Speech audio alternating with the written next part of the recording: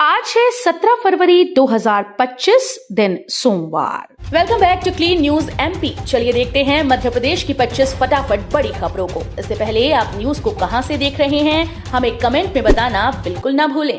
साथ ही हमारे Facebook page को भी फॉलो करें। फेसबुक पेज का लिंक डिस्क्रिप्शन में दिया गया है।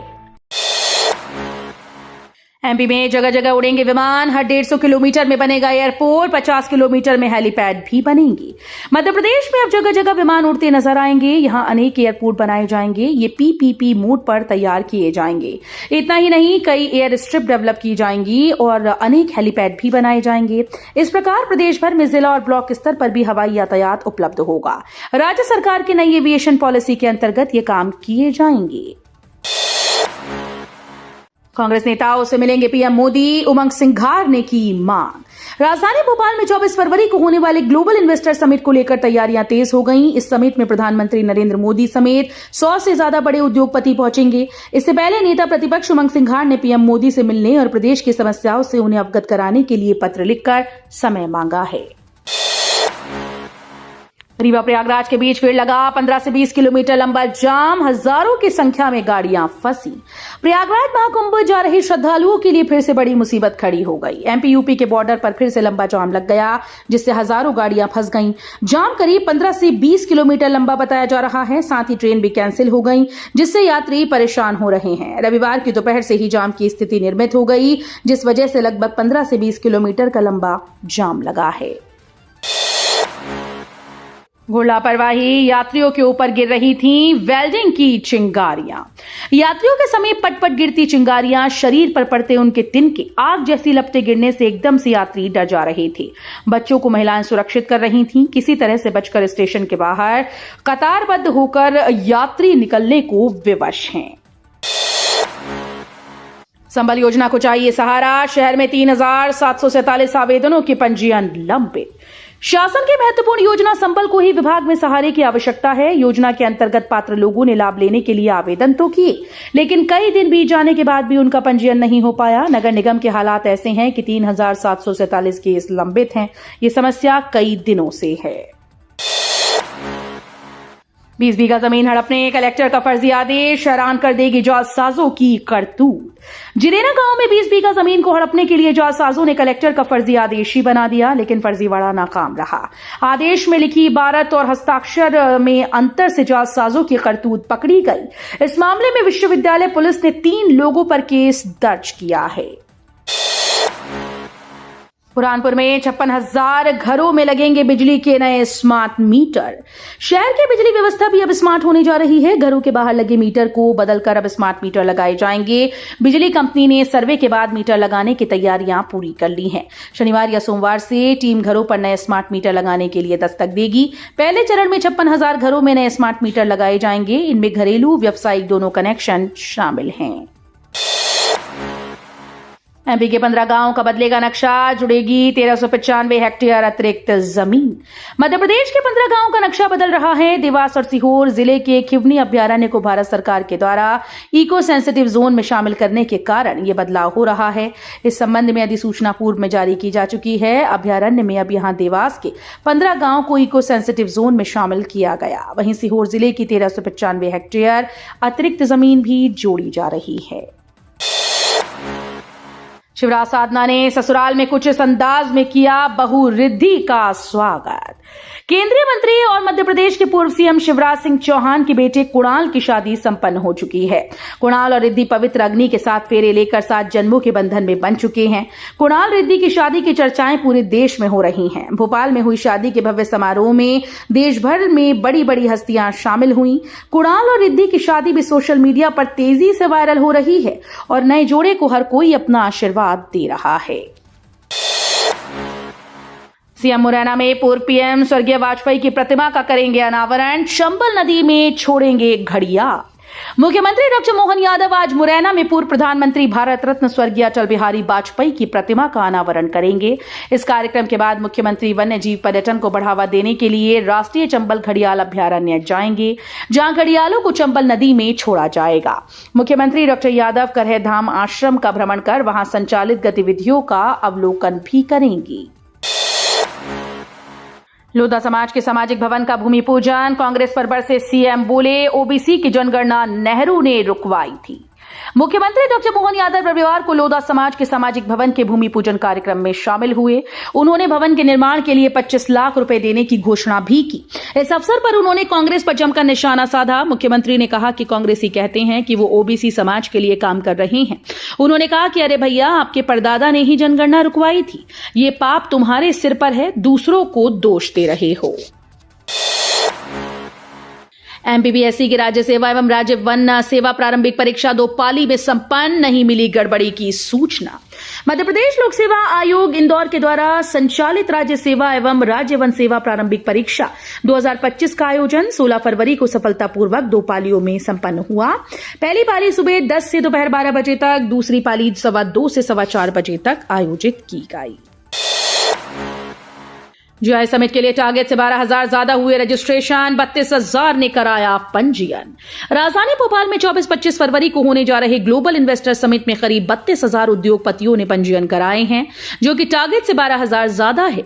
ये कारण है कि रजिस्ट्रेशन को निर्धारित समय से पहले बंद करना पड़ गया।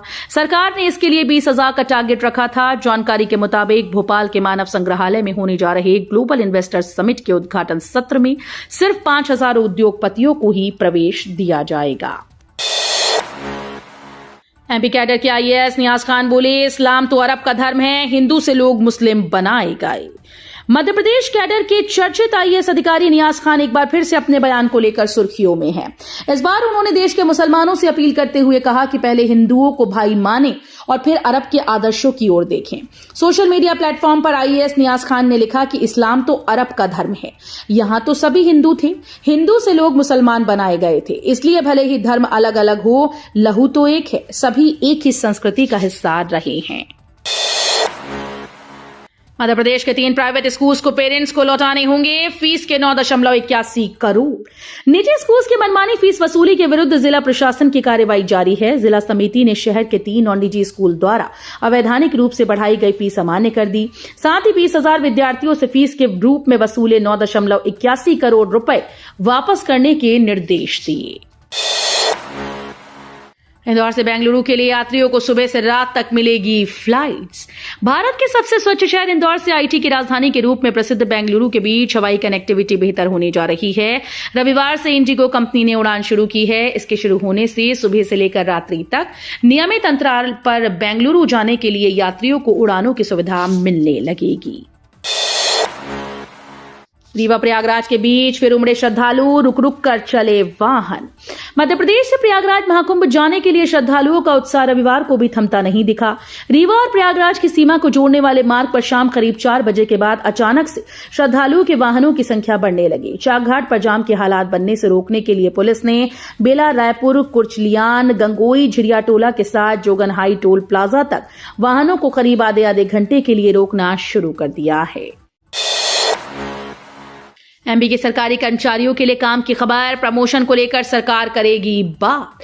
पदोन्नति में आरक्षण का मुद्दा सुलझाने फिर कर्मचारी संगठनों से बात करेगी सरकार। पदोन्नति में आरक्षण नियम निरस्त होने के कारण वर्ष 2016 से पदोन्नतियां बंद हैं। मध्य प्रदेश में पदोन्नति में आरक्षण नियम निरस्त होने के कारण वर्ष 2016 से पदोन्नतियां नहीं हो रही हैं। हजारों कर्मचारी बिना पदोन्नत हुए सेवानिवृत्त हो गए हैं। पदोन्नति नियम को लेकर सरकार सुप्रीम कोर्ट गई, लेकिन कोई रास्ता निकलता दिखाई नहीं दे रहा।